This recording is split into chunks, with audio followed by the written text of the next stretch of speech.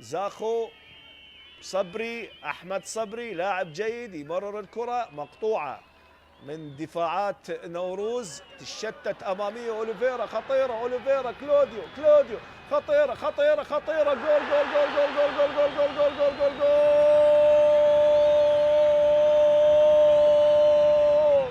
هو أوليفيرا ماكو غيره، أوليفيرا ماكو غيره.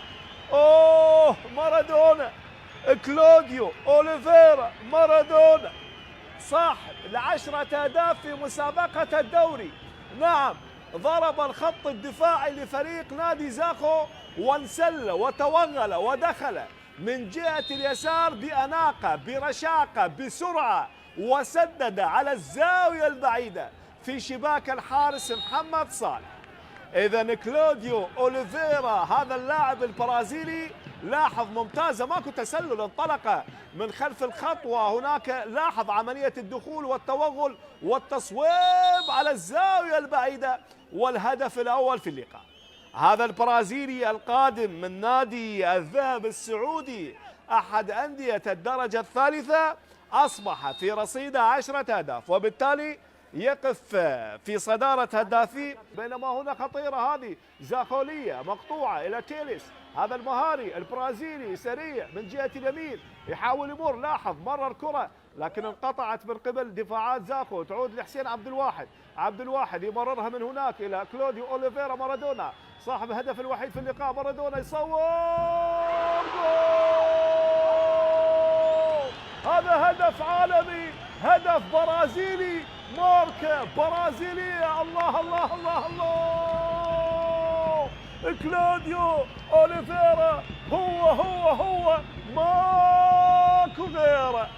البرازيلي يعتلي صدارة الهدافين ب11 هدفا، لكن لاحظ المتعة والجمال، الله على هذه التصويبة، هدف برازيلي، هدف ممتع جميل مثير في شباك فريق زاخو. إذا ثنائية لفريق نوروز بواسطة هذا المهاجم البرازيلي الموهوب.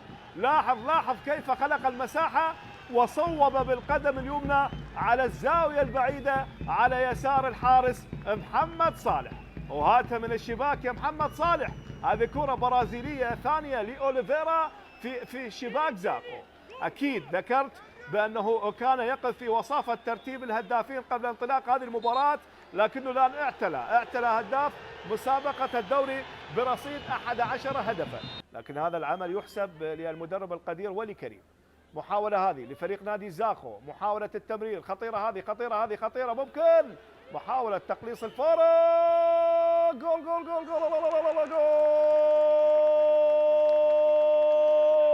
نعم، عملية تقليص الفارق تأتي بواسطة فرحان شكور هذا المهاجم من مواليد منطقة الجزاء، أكيد لا يضيع الكرات أمام المرمى، وكرة جاءت لفرحان شكور، وبالتالي يضع الكرة في شباك نوروز. إذا هذا الهدف سيعطي دافع حقيقي لفريق نادي زاخو بحثا عن إدراك عملية التعادل. لاحظ هنا الكرة مررت، وبالتالي لاحظ كيف نقلت، وجاءت الكرة لفرحان شكور عندما ارتدت من الدفاعات فريق نوروز. نعم، من دفاعات فريق نوروز، وبالتالي لا تخطأ أمام فرحان شكور الذي لا يرحم، وبالتالي فرحان شكور يزور شباك نوروز أخيرا